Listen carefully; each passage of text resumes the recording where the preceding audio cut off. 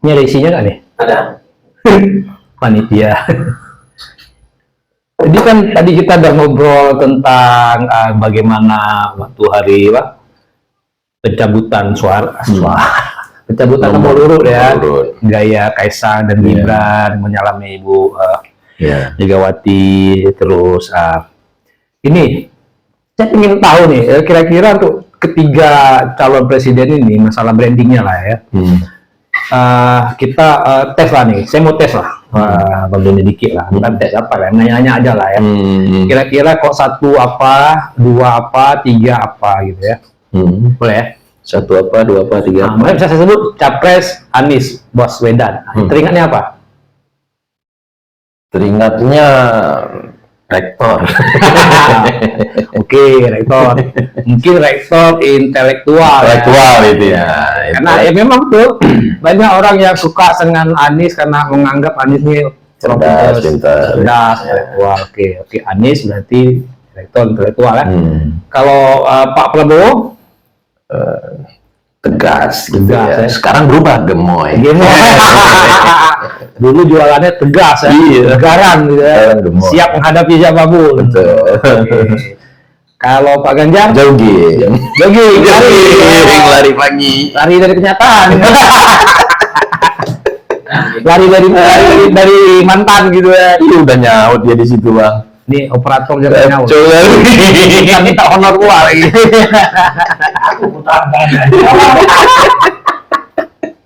Ya, karena itu kan penting ya. Bagi masyarakat awam kadang-kadang gagasan itu nggak ketangkap. Iya, betul. Jadi kan yang ketangkap apa yang nampak. Jadi apa yang sering diviral-viralkan ya itu aja gitu kan. Dan kayaknya pun orang Indonesia kalau bicara gagasan, orang Indonesia yang awam maksudnya, kayak nggak menarik gitu. Terkesan kaku ya. Mungkin udah bicara. Misal nanti ada salah satu capres bilang, saya akan membangun jalan. Bisa begini, kita coba tanya sama para psikolog kali ya. Apakah ini bentuk dari perlawanan kebosanan masyarakat terhadap janji-janji politik sebelum-sebelumnya? Bisa jadi. Nah, jadi karena udah bosan betul dengan janji, ya udah nikmati yang lucu-lucunya aja gitu ya. Bisa jadi dulu mungkin ketika pemilu mungkin ya, ini tebakan saya, pemilu awal-awal dilaksanakan di Indonesia mulai tahun 50-55 itu saya rasa calon-calonnya kan menjanjikan hal-hal yang muluk-muluk ya, kesejahteraan, pekerjaan, jalan, bangun jalan gitu ya. Tapi makin kemari kok nggak ada yang tercapai, nggak ada sih, sedikit ya. Iya, kalau kalah nggak dibangun. Kalau nggak dibangun, jadi mungkin lama-lama orang bosan yang konkret aja lah. Konkret. Jadi yang lucu-lucu, yang menghibur kan gitu. Kan jadi kayak ini ya, kalau di pasangan nomor 1 itu kan sekarang lagi trendingnya itu, lo bahaya tak bahaya tak gitu. Dengan logat Madura. Iya benar. Nah itu, jadi perang gagasannya nggak ada ya, adu gagasannya nggak ada ya. Nggak tahu lah, mungkin nanti ya waktu udah masuk masa kampanye ya, masa debat-debat ya. Kalau saya yakin memang nggak ada. Ya. Karena ini kan sebenarnya walaupun masa kampanye belum mulai, tapi kan mereka udah kampanye nih. Ya kan? Ya. Buzzer udah mulai kerja nih kan. Paling dia yang resmi lah ya, debat resminya di KPU itu baru ada ya. Saya kalau debat itu kurang seru juga. Kaku. Dan kan memang udah disiapin tuh. Artinya orang ini kayak belajar gitu kan.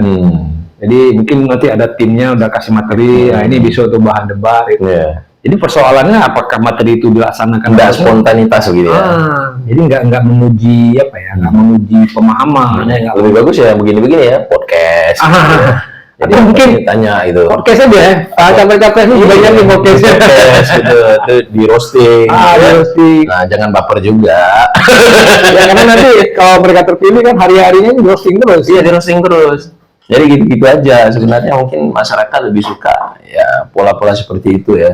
Tapi tetap mestinya ada konten lah, minimal dalam hal-hal lucu itu sedikit tidaknya masuk konten sedikit gitu.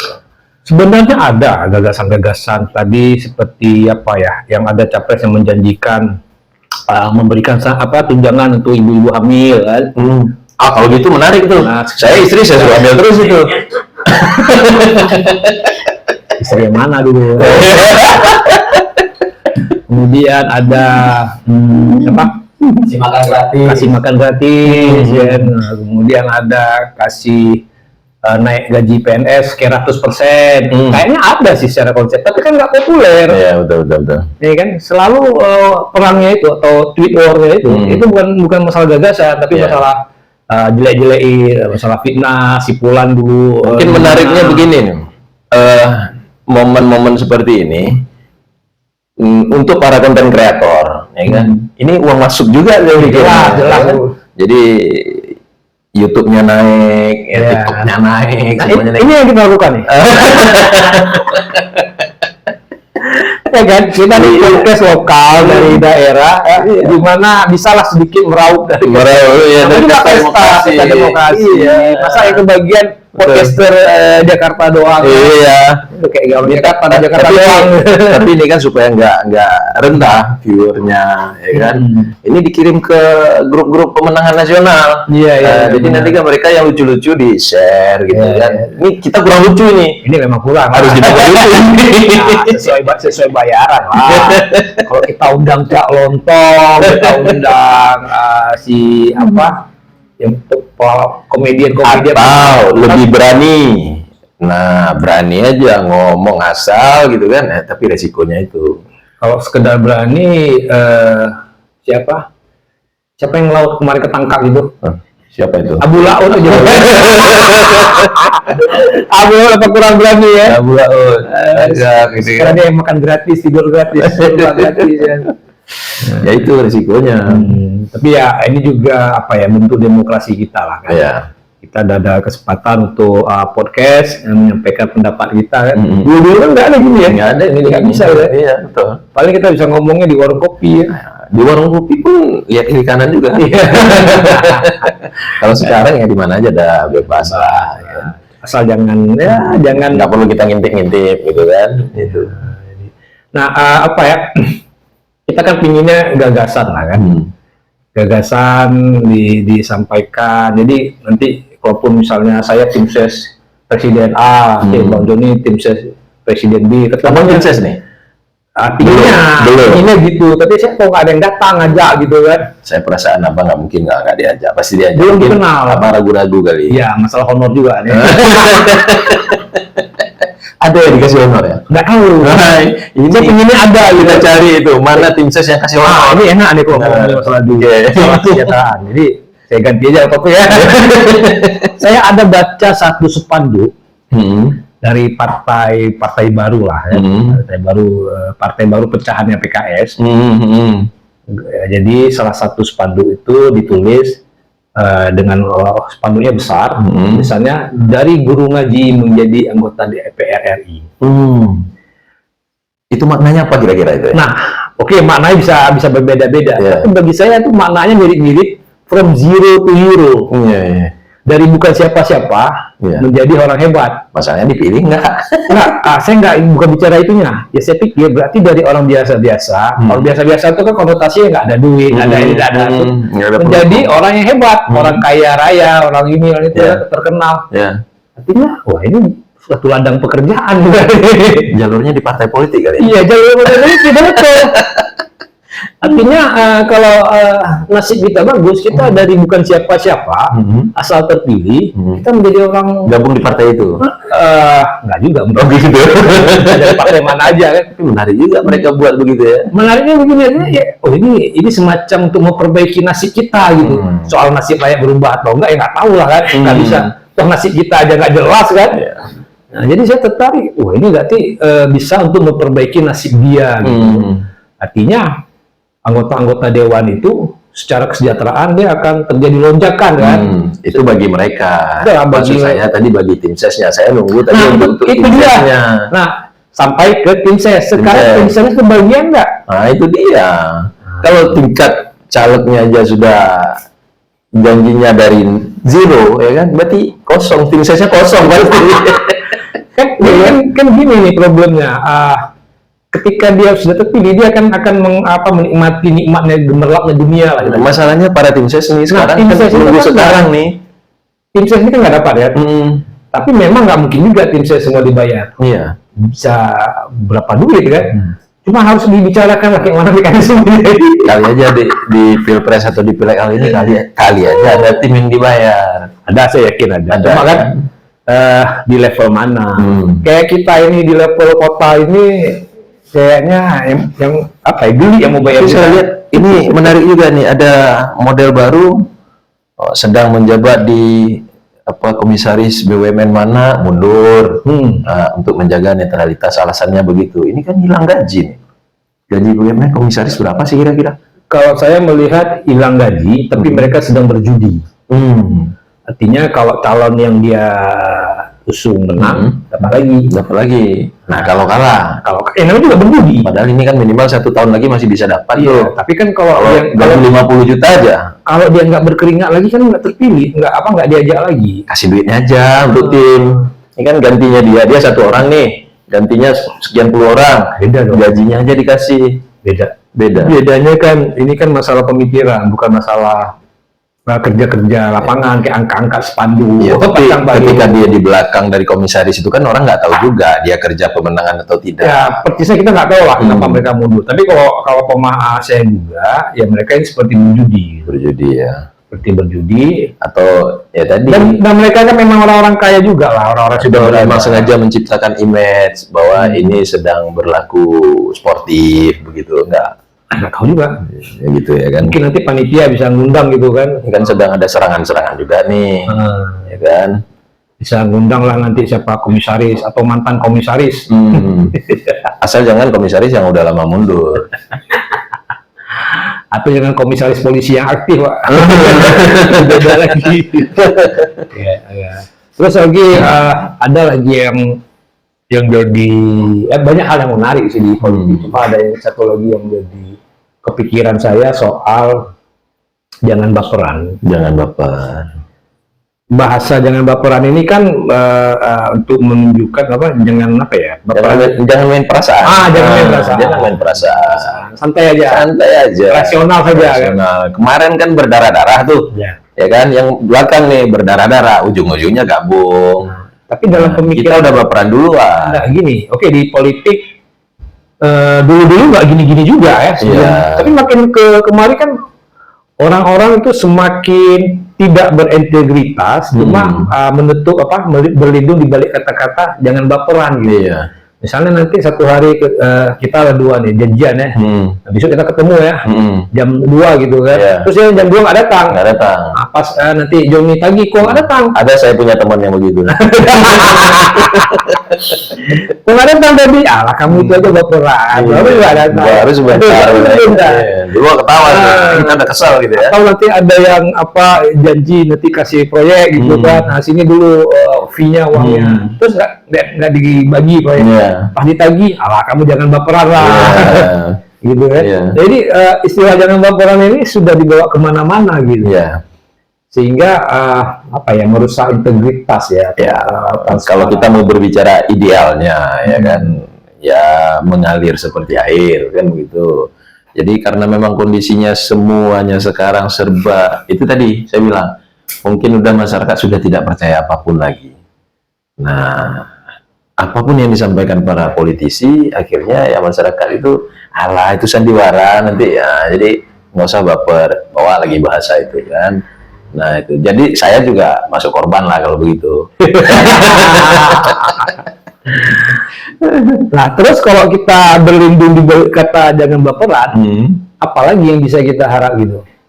Nah, ntar nanti kita ini nih dengar janji capres A gitu kan, A B C lah gitu kan. Terus nanti ketika terpilih kan dia nggak lakukan itu.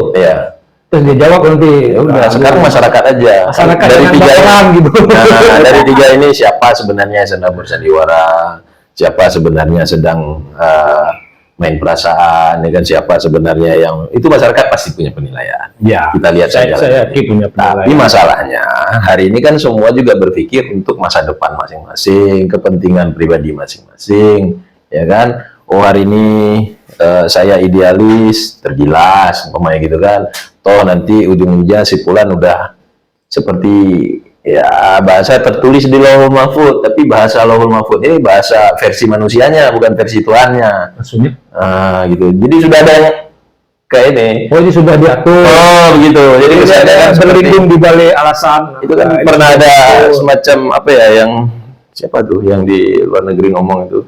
Kalau di sini kan sekian bulan baru dapat siapa presidennya, gitu kan.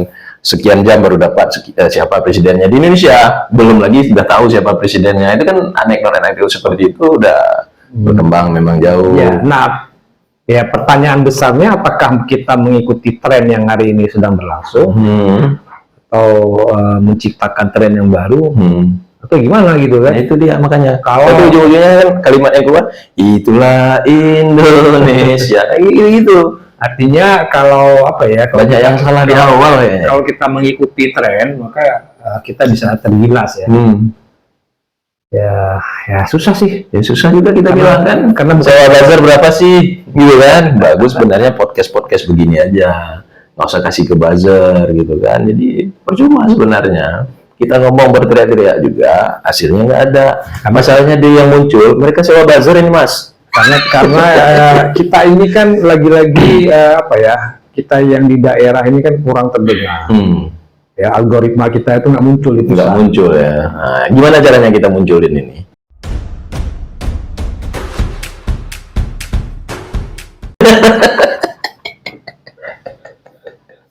Maksudnya ya sih susah ya, gimana caranya supaya kita terdengar kan? Karena segala sesuatu yang datangnya dari daerah dibilang lokal. Lokal ini kan pemahamannya aja arti kecil. Tapi sesuatu yang datang dari Jakarta dibilang pusat. Iya kan? Pusat lokal. Nah itu dia. Jadi atau begini ya, saya teringat ini. Ini kan model ya, model pemilihan. Dulu waktu saya maju sebagai calon presiden mahasiswa, itu modelnya dikasih poin itu di fakultas-fakultas. Nah, umpamanya di fakultas teknik kasih poin 10 kan, semua fakultas dikasih poinnya 10, nanti di persentase. Nah, ini kan nggak adil ini di saat Jawa dengan penduduknya mayoritas kan, ya pasti Jawa terus nih jadi presiden gitu kan. Jadi yang lain bagaimana kesempatannya. Nah, kalau dikasih poin, umpamanya di Jawa Timur dikasih 10, semua dikasih 10 poinnya, nanti persentase aja. Umpamanya Aceh persentase nomor 1 sekian persen, poinnya sekian gitu. Ya, itu oke lah, ide itu sebuah kampus itu relatif lebih mudah untuk direalisasi. Sama kan kita punya 38 provinsi ini. Ini kan provinsi berbicara ribuan orang. Iya, sama. Begini Bang. Jadi saya paham, maksudnya ini kalau dalam istilah penilaian ini kan pembobotan. Pembobotan. Benar. Ya, kalau kita ibaratkan fakultas di provinsi kita ganti kan, ya bobotnya berapa gitu kan. Lagi-lagi kan nanti kan akan terbentuk persoalan ini ya, siapa yang bisa membobot, parameternya apa. Ya kan tinggal di undang-undang. Jadi nah itu aja 2 hari bisa berubah. Artinya kita memang harus cari cara baru supaya demokrasi kita nggak gini-gini aja. Gitu. Oke, seperti tadi. Tapi itu ya memang mundur lagi kan, orang bilang one man one vote-nya hilang. Ya.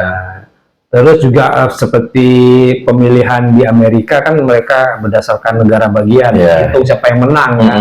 Ada 30, misalnya 30 negara bagian, si Fulan dia menangnya di mana aja, si ini menangnya di mana aja, nanti dikasih dihitung lah. Oh dia menang di 20 negara bagian, kan nggak menang gitu. Tidak menghitung itu. Itu juga bagus ide gitu. Kalau saya malah punya ide lagi nih. Idenya tapi untuk caleg. Caleg ini harus ikut ujian, kayak ikut tes PNS. Jadi ikut tes PNS, kemudian kan tahapan-tahapan ya. Nanti ada yang gugur di tahap awal, tes psikolog, misalnya CAT gitu ya. CAT ya. Terus yang lolos ikut tes lagi. Kenapa PNS ada CAT ya kan? Caleg enggak gitu. Itu menarik gitu. Jadi kualitas orang terjaga. Ya, nanti sehingga pada akhirnya yang lolos itulah yang boleh ikut pencalekan. Betul. Jadi paling tidak kita sudah mensaring mereka dari segi kapasitas. Lebih ketat lagi gitu maksudnya. Iya, lebih ketat. Jadi ada proses wawancara gitu ya. Mungkin wawancara nanti di tahap terakhir gitu.